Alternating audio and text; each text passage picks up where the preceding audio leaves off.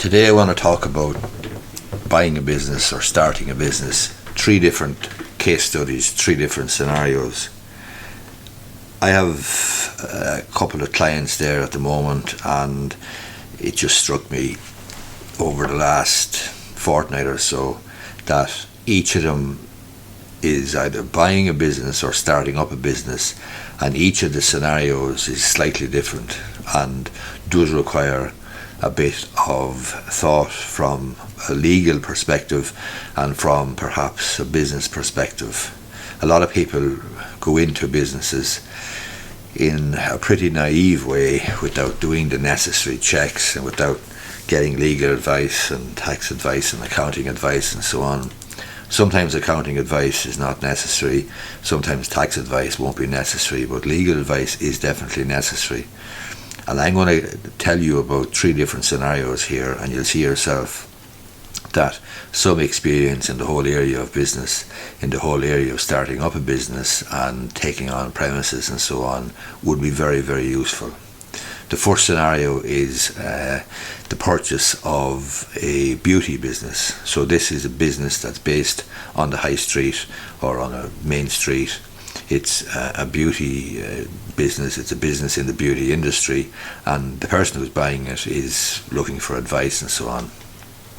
First thing I'd say to them is that obviously there must be a lease if it's a retail premises, and there is a retail premises. So the key thing to look at in the first instance is the lease itself and see exactly what it provides for, see what the term of the lease is, see whether a deed of renunciation was signed at the outset in relation to the lease, and see how long the lease has to run to its term end, as it were.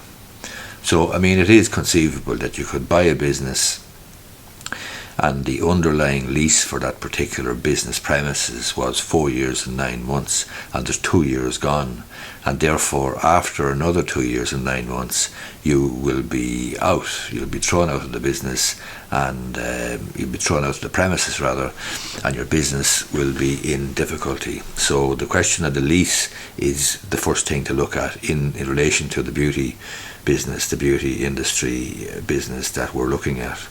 Secondly, we need to consider the landlord's consent. The landlord may be very, very happy with the existing tenant and may have had no difficulties whatsoever down through the years with the existing tenant in relation to the likes of rent, service charges, rates, all that stuff.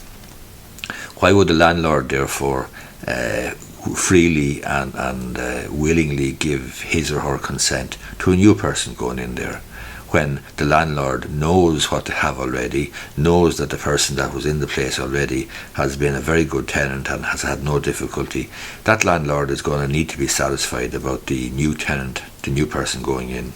So the landlord's consent will be required.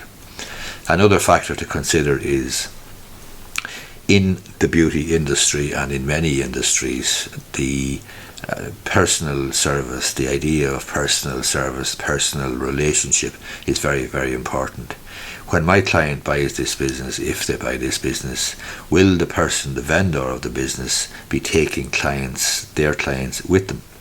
In other words, will they then decide, for example, to operate A, from some other retail unit, or B, perhaps from home? And will that have a significant impact on the business that my client thinks they're buying? So there are some factors you need to consider in relation to that particular scenario, scenario 1, the buying of business in the beauty industry with a retail premises. The second one is to do with childcare and that industry. In this industry there is slightly different factors to consider. There is the statutory obligations in relation to the whole childcare sector and the regulations impacting on the childcare sector. And then obviously if it's an existing business, then you need to consider how many the various financial factors feeding into that business, how many children attend, how often they attend, what the fee income is, then the whole question of staff, the question of the transfer of undertakings, and you as the purchaser of such a business then taking on, by way of a transfer of undertaking, a lot of staff with existing rights and existing entitlements and existing service and contracts transferring over to you. So that's another aspect to the business. In other words, they may be looking at a premises as well, but they may also be looking at a significant enough workforce. And obviously they're looking at an existing turnover, existing fee income and so on. And then there is the added complication of the statutory involvement or the satisfying of the statutory bodies in relation to childcare and the taking over of a childcare business by a new person. So that's the second scenario, second business.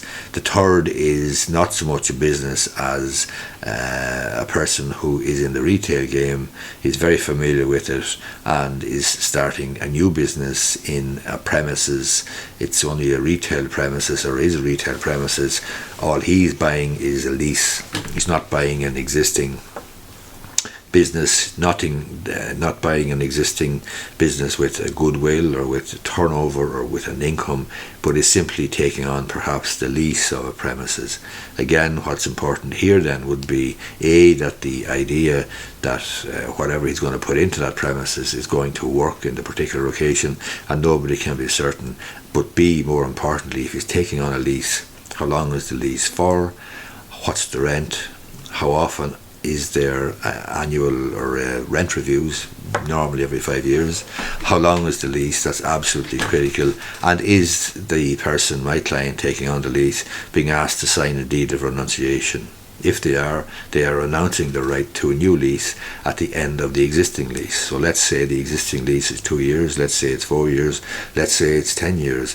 At the end of that period, they may or may not be entitled to a new lease pursuant to legislation. However, if they sign a deed of renunciation, then they are not entitled to a new lease because they are foregoing or giving up their entitlement to a new lease pursuant to the legislation.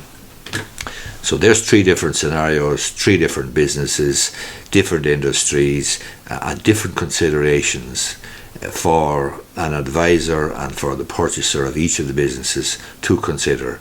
And you'll see that even though there is some common ground, some commonality across the three businesses, there's also some fairly subtle nuances which will be unique and specific to the business itself.